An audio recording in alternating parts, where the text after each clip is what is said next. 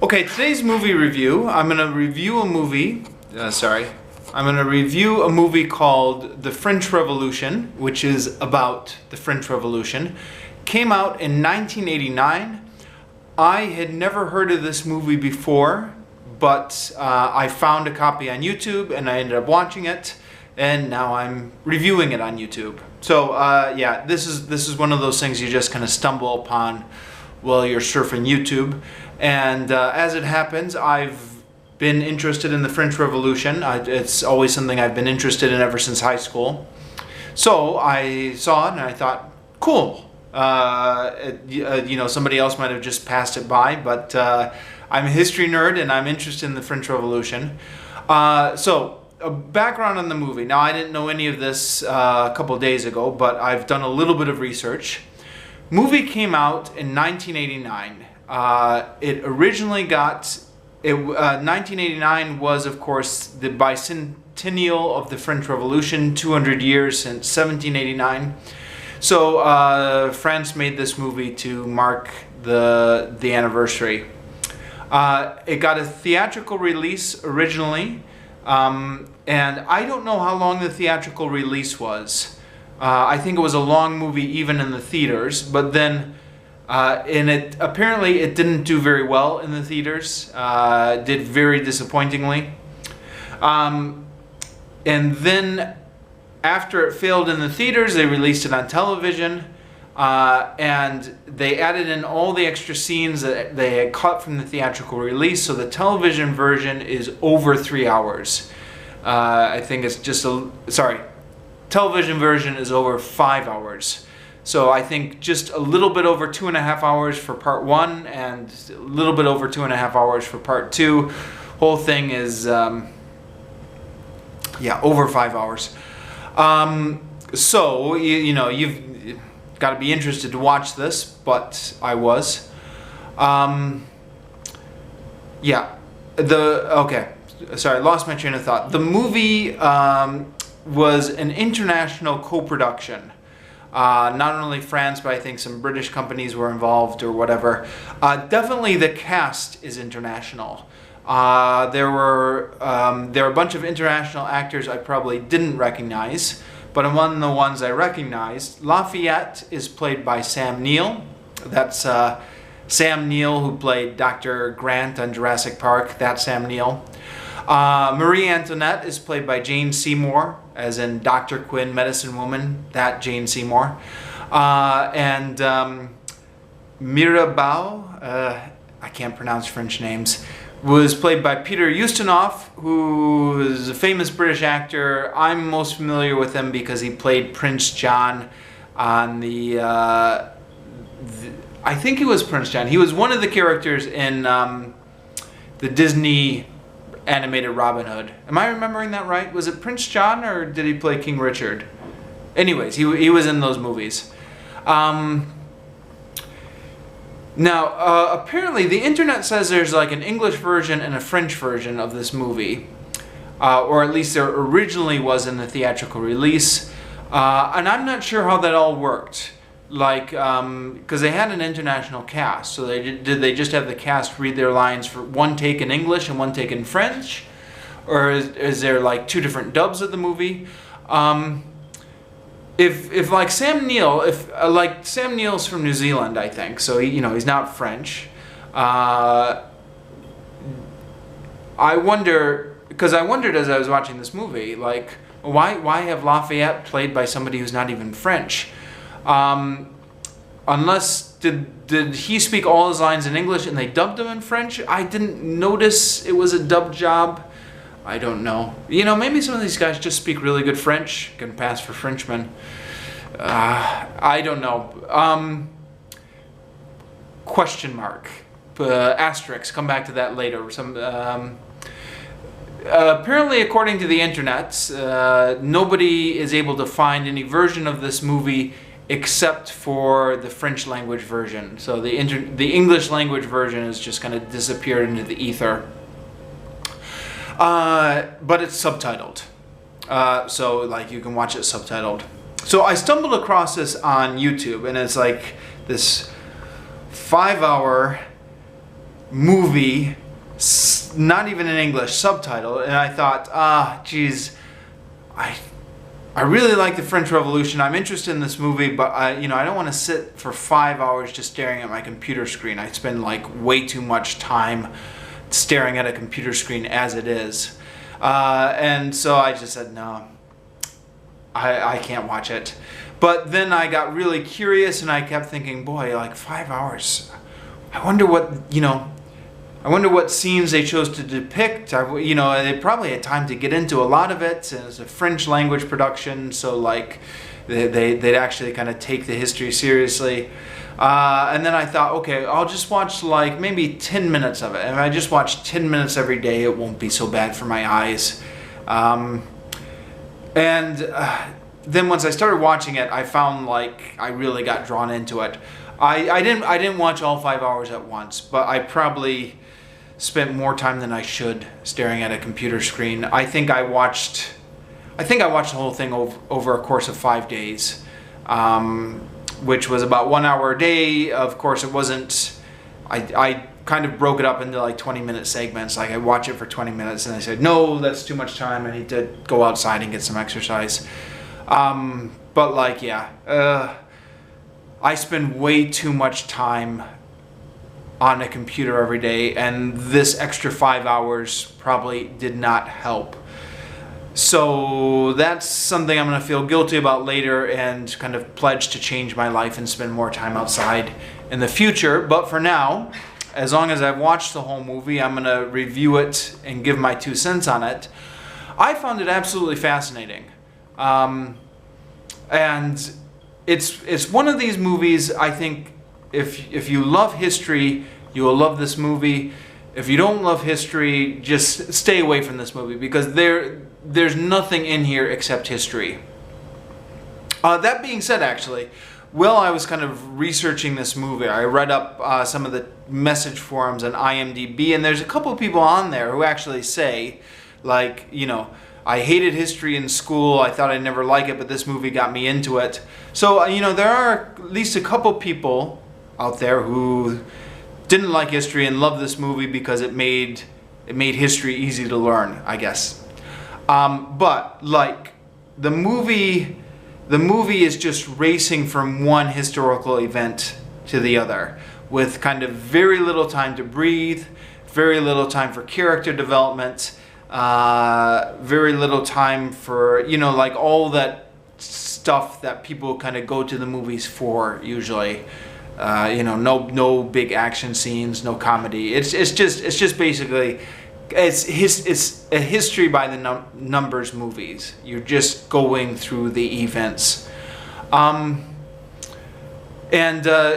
5 hours seems like a lot, but they were just racing to get through everything, and they barely got through everything, and a lot of stuff got snipped out, or they didn't have time to cover it, or they covered it but they didn't have enough time to do it justice. There was just a lot that happened, partly because what we call the French Revolution in the history textbooks was actually not one revolution. It was like 10 different revolutions that happened over a space of 5 years, from 1789 to 1994, where there are all different kind of sorts of factions that were briefly in power, and then they got overthrown by the next faction, and then they were briefly in power and they got overthrown by the next faction. And if that's the kind of thing that just gives you a headache, keeping track of all this stuff, then don't watch this movie.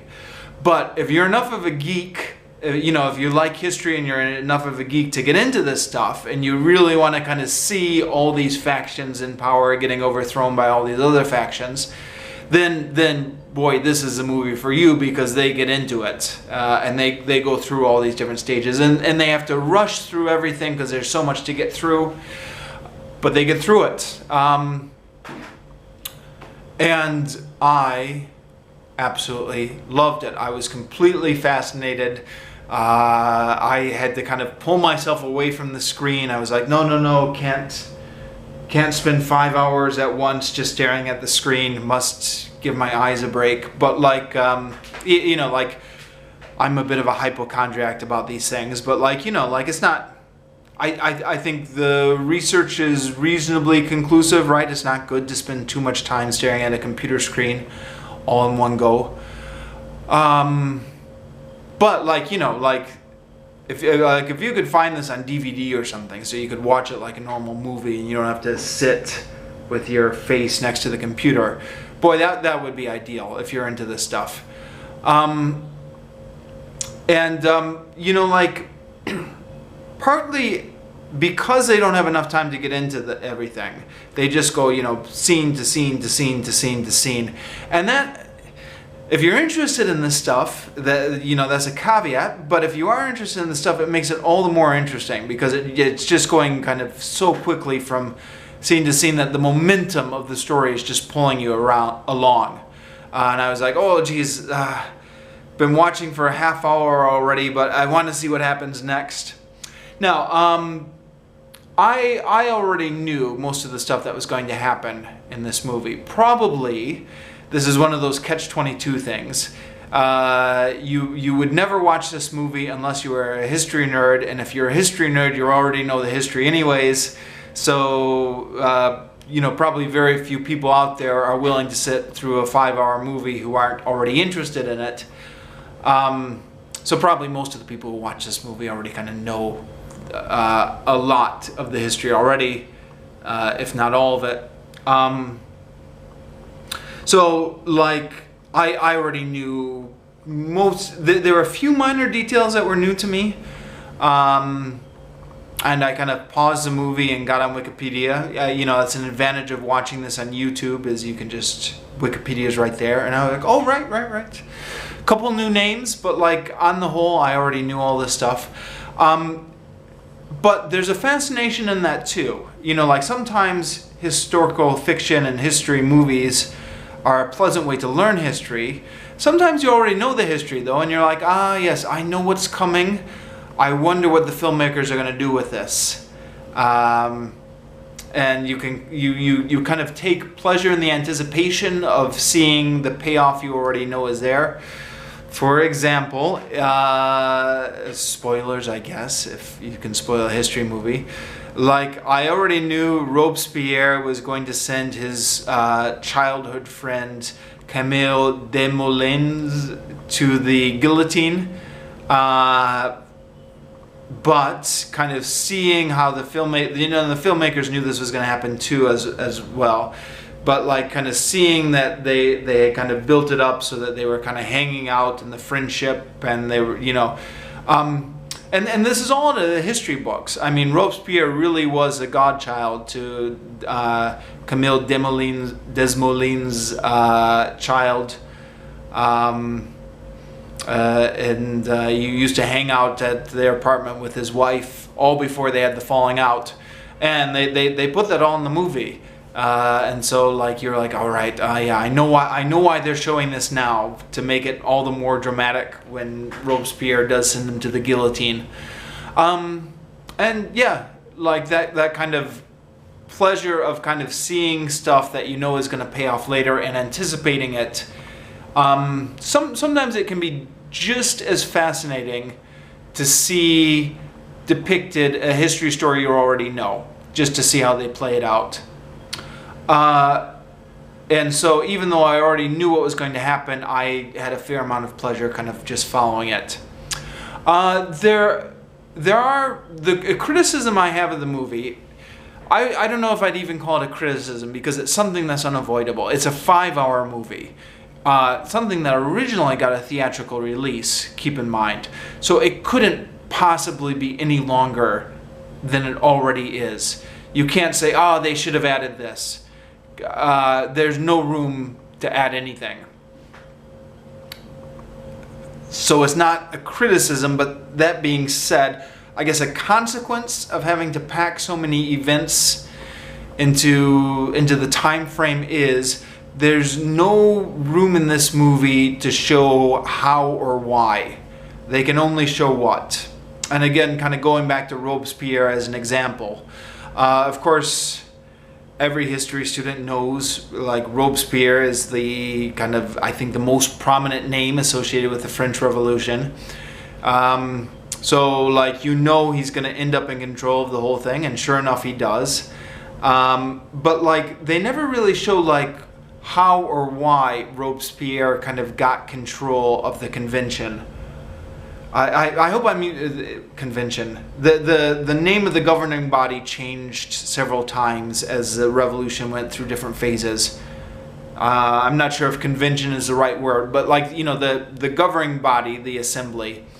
How did Robespierre gain control of that? I think, I'm not even 100% sure, come to it.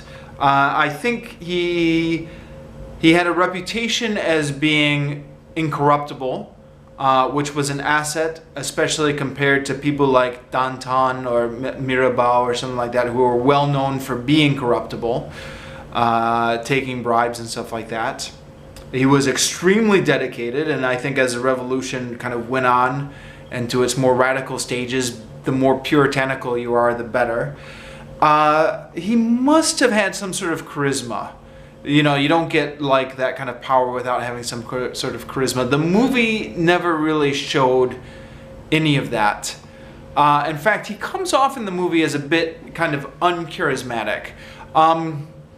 So this is something that is in the history books. Apparently, Robespierre was very fussy and fastidious about his appearance, kind of very neat, and they play that up in the movie.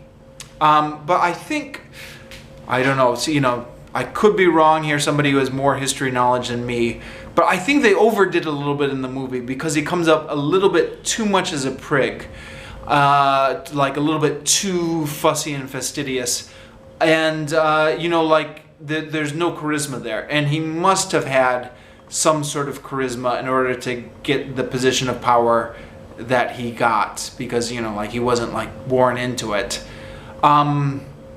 So, like, the movie just didn't have any room in it to explain how or why Robespierre got into power. You as the audience know that, of course, Robespierre eventually will get into power, so you don't question it, because you already know the history. And the movie kind of shows him going from a character who's just kind of in the background of the assembly to kind of proceeding to control the whole thing, but, like, it's never really clear why he's in control. There's a whole, that's just one example, there's a whole bunch of things like that in the movie. I think Mirabeau, I can't pronounce these names, he was, you know, the prominent figure in the early stages of the revolution, and you know he's a prominent figure in the early stages of the revolution in the movie because people are always telling you he's a prominent figure, but you never really see it. And I think in real life he was another guy who was very charismatic. Apparently he was very witty in the days when being kind of witty was a big political asset in these conventions. Yeah, like Danton, the movie spends a lot of time on Danton, but I think they could have maybe, if they had room, which they didn't, something they could have hammered home maybe is what a big hero he was during the war for kind of rousing up France's spirit and kind of pushing people into the levees and kind of organizing the army and kind of saving France in the war. They show this in the movie, but also briefly, and if you didn't already know the history behind it, I think you could miss the significance of it. And this is why he, you know, thought he was kind of untouchable when he came back against Robespierre, and which is why it was kind of a big shock that Robespierre was able to send him to the guillotine.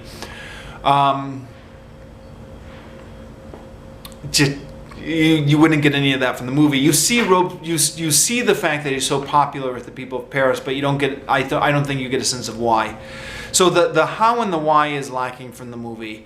You just kind of see the progression of events. It's unavoidable. They didn't have time to do it. It's fascinating for what it is, though. And there are. I've been harping on the negatives. There are a number of positive things here. For one thing. I don't think there's any American movie that focuses on the revolutionaries. I'm probably wrong. There's a whole history of film out there I'm not well versed in. But like all the American movies I see always focus on like Marie Antoinette or like Louis the 16th or something. Which is strange. You'd think the Americans would be sympathetic to the Republicans, but they're not. We're not as Americans. The film industry always focuses on Marie Antoinette or the royalty aspect of it.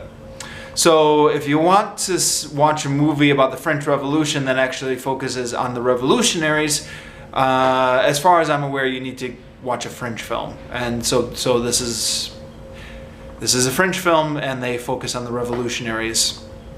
They focus on Marie Antoinette and Louis the 16th as well, but you get the focus on the revolutionaries. There's some fascinating figures that just never get done justice in American history books, popular American history books. And you're gonna have to excuse me here, because as I'm very interested in French history, but I cannot pronounce any of the names. Like, I never learned French, so I'm going to mispronounce all these French names. But Camille Desmoulins is somebody who's very interesting. A few years ago, I was trying very hard to find a biography of him, because he's one of these characters that always kind of pops up at various points in the French Revolution. I thought, wouldn't it be interesting to read a biography of him? I searched the internet, I searched Amazon, I cannot find a biography of him. I'm sure there's a scholarly work somewhere, but as far as like an accessible biography that, like lay people have access to, it just doesn't seem to exist. So this movie does a good job of kind of putting him front and center. It kind of starts out focusing on him, and kind of keeps him kind of coming back as one of their key characters. So that's something you would never get out of an American movie or even an American book, really. I mean, the other thing as well, I'm going to mispronounce this, but there's a guy whose name looks like it's spelled Herbert, no, H-E-B-E-R-T, who was during the Reign of Terror. I mean, the thing is, like, Robespierre always gets all the blame for the Reign of Terror, and like, he's got a lot to be blamed for, no doubt. But the thing that American movies always kind of forget, and even a lot of history books kind of published in English kind of leave this out often. Robespierre was getting pressure from the left. There were people like Herbert who were more radical than Robespierre and wanted to kill more people than Robespierre was killing. And so, like, part of the reason that the Reign of Terror got as out of control as it did is not all the fault of Robespierre. He was getting pressured from people who are more radical than him on the left. Marat, of course, as well, but Marat got assassinated kind of early on in the Reign of Terror. So, and this movie gets into it. Gets into it. Maybe that's the wrong thing. This movie shows it oh so briefly. You get a couple brief scenes with Hebert, and then Robespierre executes him. His execution doesn't even happen on screen. It happens off screen. You just see him get arrested. The movie doesn't have time for this. Yeah. Sometimes I wish this had been a 20-hour movie instead of a 5-hour movie. I guess what I really want is like an HBO TV show or something like that. Like... they give this the Game of Thrones treatment and give it like 7 seasons. You could totally get like 5 seasons of an HBO series off of this. There's just so many stories in here. But anyways, like the movie shows that. It doesn't have time to get into it, but it shows it. Like another thing, the war. So Robespierre, again, like He's got a lot to be blamed for, but he was against the war. And he said, and this is one of my favorite quotes, even though Robespierre has a legacy that is mixed. They had the debate. The Gironists wanted the war. The Jacobins did not want the war. And Robespierre said, it is the most foolish thing let me back up. Part of the reason the Gironists wanted the war is because they thought they were going to spread the revolution by the war. So they were going to go into these neighboring countries, Holland and Belgium and Prussia maybe, I don't know, and kind of spread Republican ideals and change all these monarchies into democracies or republics. Jacobins were against the war. Robespierre was against the war. And Robespierre said in a speech, it's the most foolish thing a politician can get into his head, that he can make another country adopt his customs just by invading them. He says, no one loves armed missionaries. And he was right that war is a complete disaster. The other countries did not welcome France kind of imposing republics on them by force. And boy, this is one of those quotes that ought to be just framed and put into every government building, or like every school child should have to memorize this, because if every American knew this quote, because we Americans have gotten into so much trouble thinking we could spread democracy around the world by war. You could just go down the list, couldn't you? The Vietnam War, the Iraq War, Afghanistan, just all these disasters because we thought people would welcome us as liberators for spreading democracy. Robespierre knew this was a disaster all the way back in 1789.